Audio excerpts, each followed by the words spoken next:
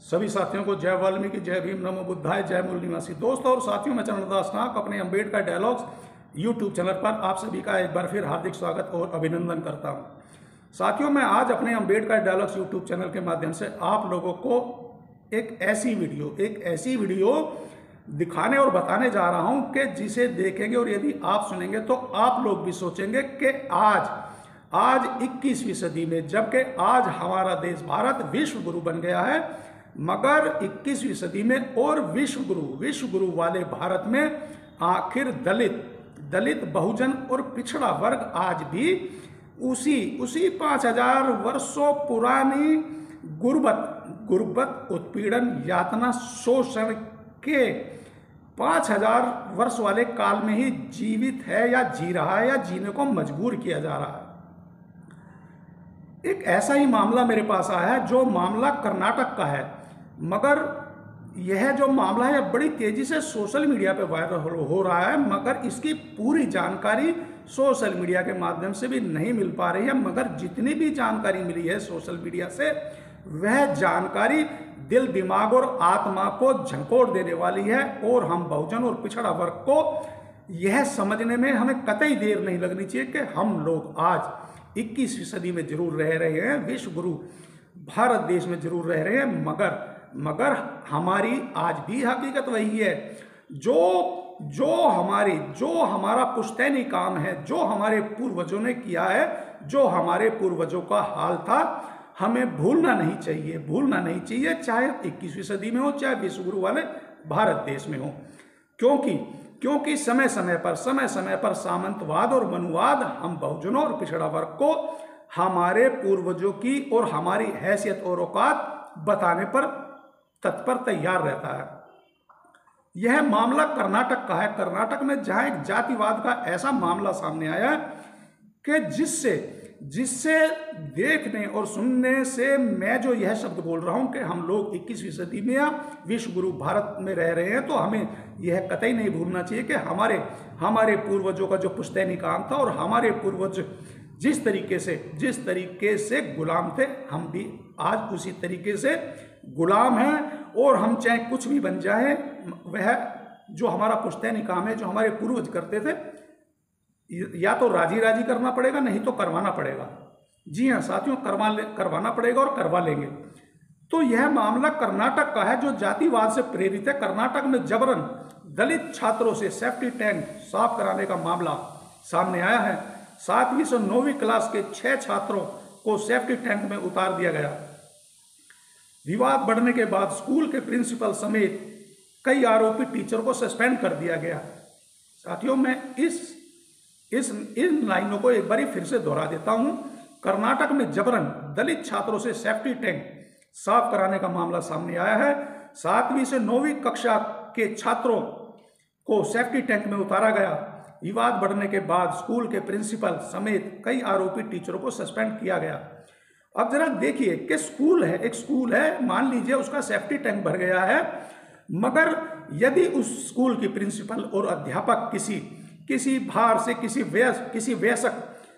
सफाई कर्मचारी को बुलाते हैं तो शायद उसको पैसे देने पड़ेंगे, मगर उस स्कूल के प्रिंसिपल और अध्यापक तो ज्ञानवान है, गुणवान है। अरे किसी बाहर से सफाई कर्मचारी को बुलवाने की क्या जरूरत है, जब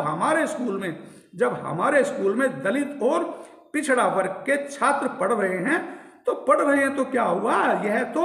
दलित और पिछड़ा वर्ग का पुश्तैनी काम है, इनके पूर्वज भी करते आए थे। अगर आज ये पढ़ रहे हैं तो क्या हुआ? पुश्तैनी काम कर लेंगे तो कौन सा इनकी शान में घाटा आ जाएगा? या ये लोग इनका तो काम ही यही है, तो क्यों किसी सफाई कर्मचारी को बाहर से बुलाया जाए, जबकि हमारे स्कूल में ही हमारे कुछ छात्र जो बहुजन और पिछड़ा वर्ग के हैं।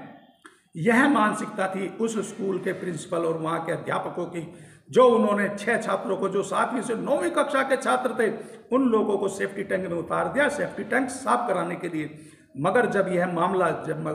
मामला यह फैल गया, जब लोगों को पता लगा और जब वहां के लोगों और उन सभी छात्रों के अभिभावकों ने शायद इस पर ऐतराज या आपत्ति जताई और शोर मचाया होगा, तो आनन फानन में उस स्कूल के प्रिंसिपल और जो बाकी टीचर या अध्यापक थे उनको तुरंत सस्पेंड कर दिया गया, यह दिखाने के लिए कि देखिए इन लोगों ने अगर छोटा सा गुनाह किया है कि दलित छात्रों को सेफ्टी टैंक में उतार दिया है तो हमने इन लोगों को सस्पेंड कर दिया है। साथियों, यह मामला सस्पेंड तक ही सीमित नहीं है, यह मामला एक जातिगत भेदभाव का मामला है जो आज 21वीं सदी में और विश्व गुरु वाले भारत में, जबकि रोज हम लोग वह सोशल मीडिया का कोई भी माध्यम हो वहां देख रहे हैं कि आज हमारे देश भारत से जातिगत भेदभाव, ऊंच नीच का भेदभाव पूर्णतः समाप्त हो गया, सभी एक समान हैं। मगर कहां, जरा देखे तो सही कि स्कूल और विद्यालयों में भी छात्र एक समान नहीं है, जबकि स्कूल तो विद्यालय है जिसे यह मनुवाद और सामंतवाद कहते हैं कि यह तो शिक्षा का मंदिर है, मगर शिक्षा के मंदिर में भी जातिगत भेदभाव और जाति वर्ण व्यवस्था है कि सेफ्टी टैंक यदि भर गया या गंदा हो गया तो उसमें दलित और पिछड़ा वर्ग के छात्रों यानी कि स्टूडेंटों को क्यों उतारा गया, और यदि